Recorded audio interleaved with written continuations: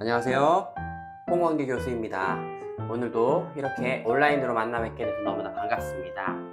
자, 오늘 수업은 온라인으로 진행되지만 굉장히 중요한 내용을 담고 있기에 여러분들이 집중해서 잘 들어주셨으면 좋겠습니다. 오늘 1교시는 또 화장품 산업에 대한 역사, 그리고 또 화장품 산업의 구성에 대해서 좀 배울 텐데요. 1교시는 좀 가벼운 마음으로 여러분들이 좀 편안하게 들어주시면 좋을 것 같고요. 2교시, 3교시가 좀 중요한 내용이 많으니까 그 부분들을 좀 집중해서 들어주셨으면 좋겠습니다. 자, 이제 본격적으로 수업을 한번 진행해 보도록 하겠습니다. 우리 뷰티 산업 인턴십 이론 파트에 대한 수업을 진행할 텐데, 우리가 인턴십 수업을 할 때마다 제가 늘 보여드리는 이 표가 굉장히 중요하다고 말씀을 드렸죠. 그래서 우리가 가장 먼저 직무에 대해서 좀 배웠습니다. 그래서 뭐 직무 과정 가운데 뭐 마케팅, 영업, 그리고 뭐 판매 기획 혹은 상품 기획 파트에 대한 직무에 대한 부분들을 좀 저희가 좀 자세히 배웠고, 또 직무란 무엇인지, 왜 직무는 알아야 되는지에 대해서 말씀을 드렸죠. 그래서 직무별 KPI에 대해서까지 저희가 말씀을 드렸고, 지난 시간에는 우리가 산업에 대해서 배웠습니다. 산업 분석에 대해서 배웠고, 또 산업 분석을 하는 이유, 즉 산업 분석을 통해 우리가 이 산업에 얼마나 관심이 있는지를 드러낼 수 있다라고 또 말씀을 드렸고요. 이 산업은 내가 좋아하는 것, 내가 관심이 있는 것, 이 분야에서 산업을 골라야 된다라고 말씀드렸습니다. 그래서 내가 좋아하는 산업을 발견하기 위해서 우리가 유튜브 검색이라든지, 또 내가 시간을 어디에 많이 쏟고 있는지, 또 재정적인 부분을 어디에 많이 투자하고 있는지, 이 부분들이 나의 관심사를 나타낸다 라고 배웠습니다. 자, 그래서 이제 내가 무슨 산업을 좋아하는지에 대한 부분까지 우리가 배웠다면, 오늘은 우리가 K뷰티 산업유형학과다 보니까 화장품 산업에 대한 현황, 그리고 화장품 산업이 어떻게 흘러왔는지, 그리고 화장품 산업은 어떻게 구성되어 있는지, 이 부분에 대해서 오늘은 좀 자세히 말씀드리도록 하겠습니다. 그리고 우리가 추석 연휴가 끝나고 오프라인 수업 때는 기업 분석에 대한 부분들을 좀 말씀을 드릴게요. 그러면 우리가 전반적으로 중간고사 이전까지는 직무, 산업, 회사, 기업에 대한 부분들을 전반적으로 다 커버하게 되는 부분들입니다. 이 부분들 여러분들이 좀 잘 유념해 주시고, 이 표 너무 중요하니까 이 표는 꼭 여러분들이 숙지하시고 또 수업에 임해 주셨으면 좋겠습니다. 자, 첫 번째 화장품 산업 분류인데요. 우리 화장품 산업은 크게 두 개로 분류할 수가 있습니다. 여러분들이 좀 많이 들어보셨던 뭐 코스맥스, 콜마와 같은 회사, 화장품을 만들어주는 회사라고 보시면 되겠고, 또 이 밑에 보시면 뭐 닥터지라든지 뭐 문샷, 마녀공장, 뭐 베리힐, 그다음 뭐 투쿠포스쿨, 뭐 애터미, 아메이 뭐 같이 화장품 브랜드를 운영하는 회사가 있다라고 보시면 되겠습니다. 자, 그래서 이 표에 보시면 이 코스맥스라고 하는 화장품 제조 업체가 어떠한 회사들과 거래하고 있는지에 대해 나온 편인데요. 뭐 LG생활건강, 뭐 페이스샵, 클리오, 미샵, 미미박스, 올리브영, 뭐 AHC, 뭐 동국제약, 닥터자르트, 이러한 브랜드를 가지고 있는, 혹은 LG생활건강 같은 경우에는 브랜드뿐만 아니라 오휘, 빌리프와 같은 그런 브랜드뿐만 아니라 자체 공장도 갖고 있는 회사지만, 생산 효율성을 위해서 코스맥스한테 또 어떠한 브랜드 혹은 어떠한 제품에 대한 생산을 위탁하기도 하죠. 이런 것처럼 코스맥스라고 하는 화장품 제조 업체가 이런 많은 브랜드사, 혹은 또 우리가 차후에 배울 OBM이라고 하는 전반적인 모든 것들을 다 할 수 있는 회사로부터 또 생산을 위탁받는 것들을 알 수 있습니다. 그래서 우리가 화장품 산업은 크게 두 가지로 나누는데, 첫 번째 코스맥스, 콜무와 같은 화장품 제조업체로 나눌 수 있고요. 또 S&P 닥터지, 또 리더스, 투쿠브스쿨, 마녀공장과 같은 브랜드사로 나눌 수 있습니다. 자, 그래서 이러한 회사들을 OEM, ODM 공장이라고 하고요. 우리 브랜드를 가지고 화장품 운영하는 회사들을 브랜드사라고 합니다. 이 부분에 대해서 오늘 좀 많이 배울 텐데요. 이러이 뭐 OEM, ODM, OBM 뭐 이러한 어떻게 보면 제조 분류에 대한 부분들을 배우기 전에 화장품 산업이 어떻게 흘러왔는지에 대해서 좀 재미있게 그리고 또 편안하게 한번 좀 말씀을 드리고 이 부분을 좀 넘어가도록 하겠습니다. 우리 대한민국 화장품 산업의 역사에서 굉장히 중요한 변곡점이 있는데 그 변곡적인 브랜드가 제가 생각하기로는 바로 뭐냐? 여기 보시는 미샤 브랜드입니다. 미샤 브랜드. 현재 우리가 미샤 브랜드를 뭐 오프라인 매장이라든지 로드샵에서 많이 보기는 어렵지만 우리 대한민국의 화장품 산업을 굉장히 분업화, OEM 공장, ODM 공장과 브랜드사로 나누면서 화장품 산업 전체를 키워준 브랜드가 바로 저는 미샤라고 생각합니다. 그리고 미샤의 후발주자 더 페이스샵이라고 보시면 될 것 같습니다. 먼저 2004년도 데이터부터 쭉 한번 보시면 2004년도 더 페이스샵 같은 경우에는 615억에서부터 시작해서 1년에는 어느 같이 성장하죠? 3천억대까지 성장을 하죠. 고도의 성장을 쭉 합니다. 그리고 미샤 같은 경우에도 1,000억대에서 시작해서 3천억대로 정말 고도로 성장을 하는 그런 시기를 보내게 되죠. 이때 로드샵의 전성기였습니다. 이 로드샵이 정말 활성화될 수 있었던 부분들이 뭐냐면 우리가 바로 앞에서 말씀드렸던 코스맥스와 콜마와 같은 화장품 제조 업체, 제조 공장이 활발하게 움직이면서 그리고 이러한 시스템이 활발하게 움직이면서 미샤와 페이스샵의 매출이 그 급도로 성장할 수 있었다라고 말씀을 드릴 수 있을 것 같아요. 이전에 2000년도 이전에 우리나라 화장품 시장은 뭐 LG생활건강이라든지 아모레퍼시픽과 같이 브랜드도 갖고 있지만 이러한 브랜드사가 뭐를 가지고 있어요? 공장까지 가지고 있게 되는 거죠. 그래서 공장에서 만든 화장품을 자신의 브랜드를 입혀서 판매하는, 그래서 제조와 판매, 유통이 분리되지 않은 그런 회사였어요. 지금도 현대자동차 같이 큰 자동차 회사 같은 경우에는 생산도 현대자동차에서 하지만 판매도 현대자동차에서 하잖아요. 이것처럼 제조와 생산 그리고 유통과 판매가 하나로 통합된 회사들만 화장품 산업에 좀 많이 있었다. 그런데 이 미샤 또 페이스샵이라고 하는 이런 로드샵 브랜드가 활발하게 유통, 판매에 중점을 주면서 자신의 생산은 어디에 맡겼어요? 코스맥스와 콜마와 같은 제조 공장에 맡기면서 우리나라 대한민국 화장품 산업은 이원화가 되기 시작되는 겁니다.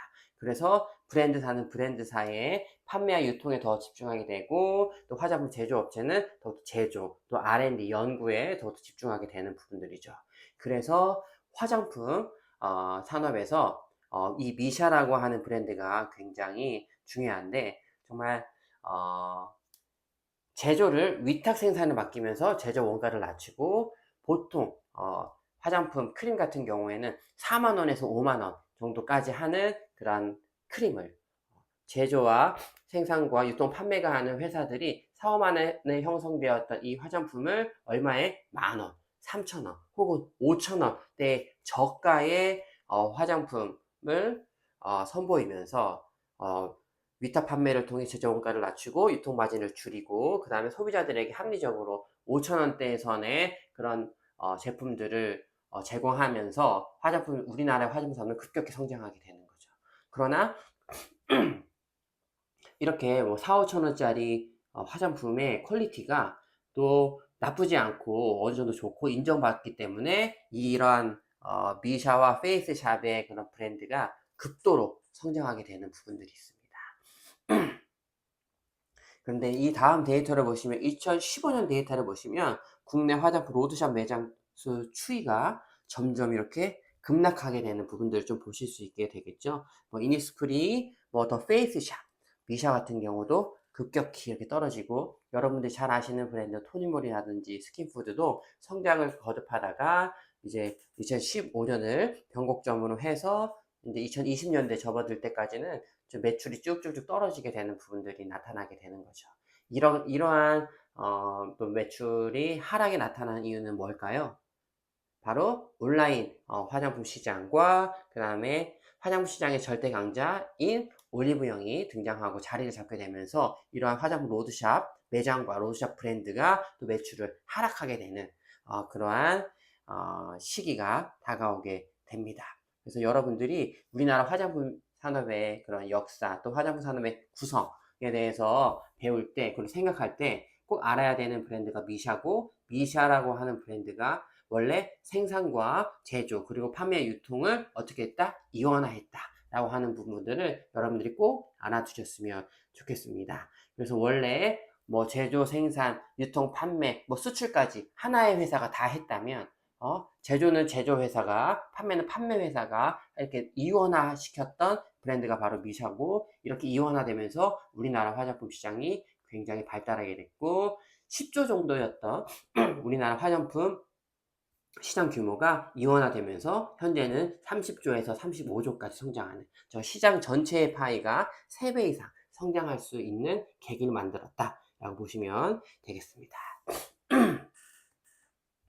자, 그리고 이제 또 우리나라의 그런 화장품 산업에서 또 중요한 또 제품, 아이템, 쿠션이 있겠지만 또 중국의 쿠션이 굉장히 중요한 아이템이라고 하겠지만 또 우리나라의 그런 화장품을 수출을 견인한 바로 아이템이 바로 마스크팩이다.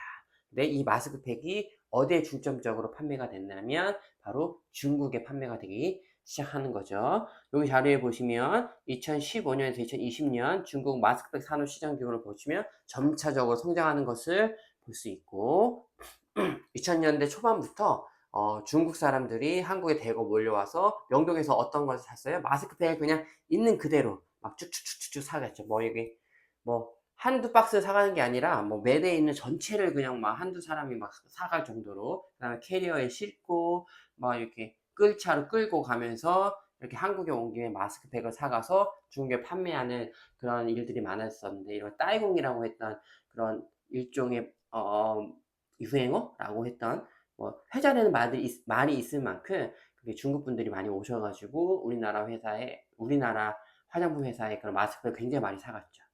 특히 뭐 잘 아시는 리더스의 뭐 메디힐 브랜드, 그다음에 파파레시피, 그다음에 JM 솔루션 같은 마스크팩 같은 경우에는 국내 매출보다는 중국의 매출을 엄청나게 했고 수출을 많이 하면서 급성장한 회사가 되었죠.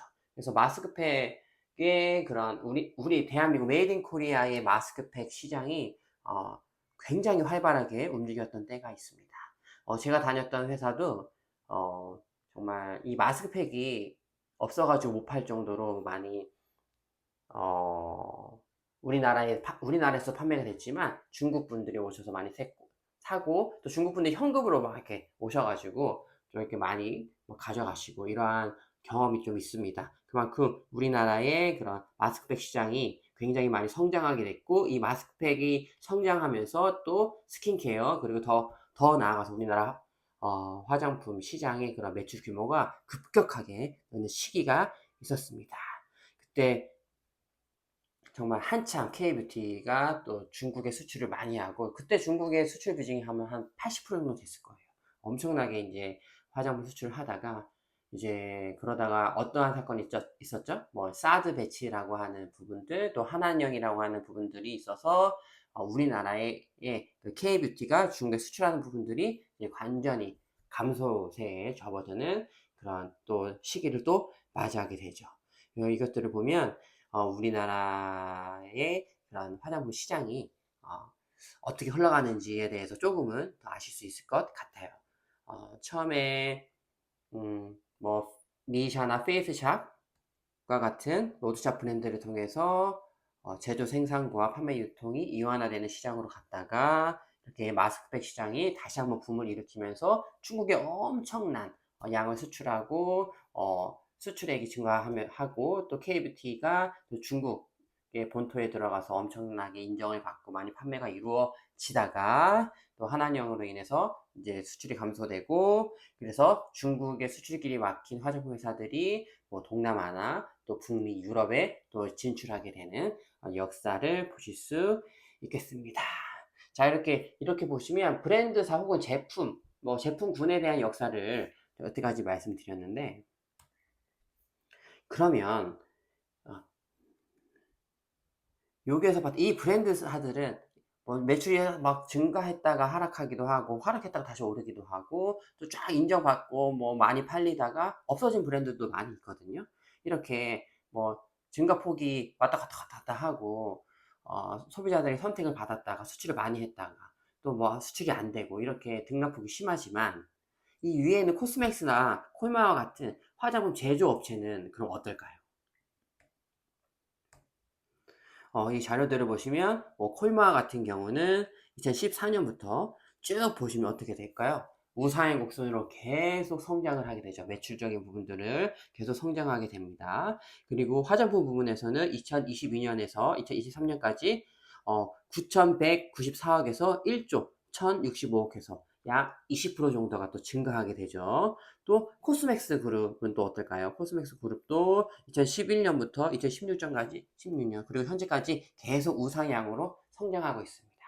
즉 브랜드사들은 제조를 맡겨서 그 브랜드 혹은 제품이 뭐 생산하고 수출하고 해서 이게 증가했다 하락했다 하는 폭이 있지만, 이러한 브랜드사들이 어느 곳에 생산을 맡겨요? 코스맥스와 콜마 같은 제조업체에 맡기기 때문에 이 제조업체들은 계속적으로 매출이 꾸준하게 상승을 하게 되는 거죠. 그래서 안정적인 성장 기반과 또 안정적인 매출 성장은 어디가 있다? 바로 이 OEM, ODM 회사가 이러한 좀 특성이 있다라고 보시면 될 것 같고요. 또 한 번에 급성장하고 또 인정받고 수출적인 부분들, 수출을 갑자기 확대해서 브랜드력을 키우거나 매출을 급성장할 수 있는 부분들은 바로 브랜드사에 있다라고 보시면 되겠습니다.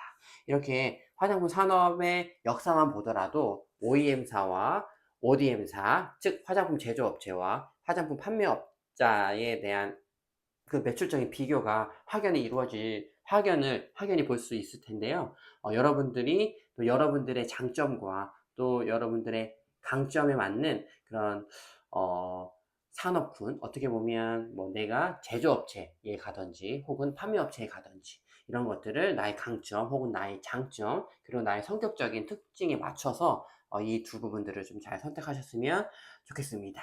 이 부분에 대해서는 우리가 다음 시간에 조금 더 깊게 말씀을 좀 드리고요. 그래서 오늘은 우리가 화장품 산업에서 OEM이 있고 ODM이 있고 그리고 OBM이 있습니다. 이 OEM, ODM, OBM이라고 하는 이 용어와 또 이렇게 생산하는 과정 가운데 브랜드사의 제조업체로서 제품을 공급하는 과정 가운데서의 특징, 이런 것들을 좀 자세히 살펴보는 좀 시간을 갖도록 하겠습니다. 자, 먼저 1교시에는 좀 대략적인 부분에 대해서 좀 말씀을 드릴 거고요. 2교시부터는 뭐 OEM이 어떤지, ODM이 어떤지, OBM이 어떤지, 그리고 이것에 대한 차이점은 어떻게 되는지 이 부분에 대해서 좀 자세히 말씀을 드리는 시간을 좀 갖도록 하겠습니다. 이번 시간에는 좀 대략적으로 좀 말씀을 드릴게요. OEM, ODM, OBM 이라고 보시면 되겠는데요. 우선 이 화장품 OEM, ODM, OBM은 판매 회사가 아니라 무슨 회사다? 바로 제조회사다. 제조회사라고 보시면 되겠습니다. 즉 제조회사를 기반으로 두고 있다라고 보시면 될 것 같아요. 자, OEM은 먼저 간단히 보시면 주문자 위탁 생산이라고 보시면 될 것 같아요. 주문자 위탁 생산. 그리고 ODM은 제조사 설계 생산, 즉 제조사 공장에서도 연구 개발을 한다라고 이해를 하시면 될 것 같고요. OBM 같은 경우에는 여러분들이 이 용어는 조금은 낯설게 느끼실 수 있으실 텐데, 오리지널 브랜드 매니팩처링이라고 해서 자체 상표 생산이라고 보시면 될 것 같아요. 그래서 제조와 생산, 그리고 판매, 유통까지 하나의 회사에서 하는 부분들을 바로 OBM이라고 보시면 되겠습니다. 그래서 우리가 다음 시간에는 이렇게 OEM, ODM, OBM 이 재료 이 산업군들에 대해서 좀 간단히 알아보는 시간을 갖도록 하겠습니다. 자, 그래서 오늘 1교시에 말씀드렸던 이런 화장품 산업의 분류 크게는 두 가지로 나누는데 코스맥스, 콜마, 또 코스메카와 같은 그런 제조업체, 즉 OEM, ODM 업체로 나눠지고 밑에 있는 다양한 브랜드사로 나눠지고 판매업체로 나눠진다. 크게 화장품 산업은 두 개로 나눠진다 라고 보시면 될 것 같고요. 화장품 산업에서 굉장히 중요한 브랜드 중에 하나가 바로 미샤다. 이 미샤는 제조와 생산 파트와 또 판매 유통 파트를 나눠서 화장품 산업을 이원화하는데 그냥 크게 기여한 브랜드다 라고 보시면 되겠습니다. 그리고 또 이렇게 로드샵이 성장하는 과정 가운데 중국에 크게 판매했던 제품군이 뭐라고 했죠? 바로 마스크팩 라고 보시면 될 것 같습니다. 이 마스크팩 같은 경우가 굉장히 어떻게 보면 어, 쉽게 이렇게 뭐죠? 쉽게 경험해보고 트라이 해볼 수 있는 그런 제품군이라서 그리고 하나하나 이렇게 단가도 싸고 또 효과도 되게 좋은 아이템이어서 이게 시트에 적셔가지고 계속 머물고 있으면 바로 띄어냈을 때 피부가 굉장히 좋아지게끔 보이는 그런 효과가 있는 제품이잖아요. 어떻게 보면 즉각적인 효과를 눈으로 확인할 수 있는 되게 좋은 아이템이기 때문에 우리 동양뿐만 아니라 미국, 유럽에서도 굉장히 사랑을 받았던 아이템이다 라고 보시면 되겠습니다. 현재도 지금도 마스크팩의 판매가 굉장히 많이 이루어지고는 있으나 예전과 같지는 않죠. 그런데 화장품을 수출하는 데 있어서 제가 미국을 담당하고 있긴 하지만 미국 사람들도 이 페이스 마스크 쉿을 굉장히 좀 좋아하는 편이기도 해요. 그리고 아직까지 한 번도 이 마스크팩을 써보지 않은 분들 굉장히 많이 있으시거든요. 그래서 한 번도 써보지 않으신 분들이 마스크팩을 뜯어가지고 얼굴에 바르신 다음에 한번 경험해 보시면 이 매력이 굉장히 많이 빠집니다. 그리고 이렇게 한번 매력을 느끼신 분들이 계속 지속적으로 재구매가 일어나기 때문에 이 마스크팩은 아직까지도 제가 보기에는 좀 성장 가능성이 좀 있는 그런 카테고리다. 물론 다양한 제조사, 다양한 브랜드사들도 있지만 내가 수출할 수 있는 유통과 또 판로가 있다고 하면 마스크팩은 좀 구비하면 되게 좋을 것 같아요. 쉽게 할 수 있고 가격도 싸고 또 즉각적인 효과가도 바로 눈으로 확인할 수 있는 이 아이템이 있어서 여러분들이 이 마스크팩이 굉장히 좀 중요하고 또 여러분들이 사업을 하거나 또 어떠한 수출에 대한 부분들을 생각하신다 하더라도 이 마스크팩에 대한 부분들을 좀 깊게 보시면 좋을 것 같고요. 여담이긴 하지만 제가 있던 회사에서 여러분들도 좀 경험하실 수 있을지도 모르겠는데 이 마스크 쉿에 동물 모양 같은 거 해가지고 동물 마스크팩 해서 또 저도 많이 팔았던 기억이 있거든요. 그래서 이 마스크팩 시트에다가 팬더 모양이라든지 거북이 모양 또 호랑이, 타이거 마스크팩, 그 다음에 팬더, 그 다음에 곰, 이런 것들의 그런 프린트를 입혀가지고 페이스 마스크팩에 좀 재미까지 느낄 수 있도록 했던 그런 제품들이 있었거든요. 그래서 여러분들이 사업을 하신다거나 또 새로운 또 유통 채널을 개척하실 때 이 페이스 마스크팩이 굉장히 좀 중요한 아이템으로 작용할 수 있다. 이 부분도 좀 아시면 좋을 것 같고요. 그리고 마지막으로 이렇게 브랜드사나 제품에 대한 그런 매출이나 판매는 증가했다가 감소하는 폭이 있고 또 이렇게 업앤다운이 좀 있지만 이 브랜드사들이 지속적으로 생기고 이 브랜드사들이 생산을 계속 의뢰하기 때문에 생산을 담당하고 제조와 생산을 담당하는 코스맥스와 콜마, 코스메카와 같은 이런 화장품 제조 업체들은 꾸준히 꾸준히 매출이 상승하고 있다라고 하는 부분까지 여러분들이 기억하시면 좋을 것 같습니다. 자, 이렇게 해서 오늘 1교시는 화장품 산업에 대한 전반적인 내용들 그리고 우리나라 화장품 산업이 어떻게 흘러왔는지 또 중요한 기업은 어떤 기업이 있고, 또 마스크팩과 같은 중요한 아이템이 어떤 것들이 있었는지, 그렇게 화장품 산업이 발전해 오는 과정 가운데 OEM, ODM 회사는 어떻게 쭉 우상향해서 성장하고 있는지에 대한 부분들을 말씀드렸습니다. 자, 오늘 1교시는 좀 편안한 마음으로 좀 들으셨을 것 같은데요. 1교시를 좀 편안하게 좀 들어주셨으면 좋겠고요. 2교시부터는 OEM, ODM, OBM에 대해서 구체적으로 자세하게 좀 말씀을 드릴 테니까 조금 더 집중해서 들어주셨으면 좋겠습니다. 자, 그럼 우리 모두 2교시에 뵙도록 하겠습니다. 감사합니다.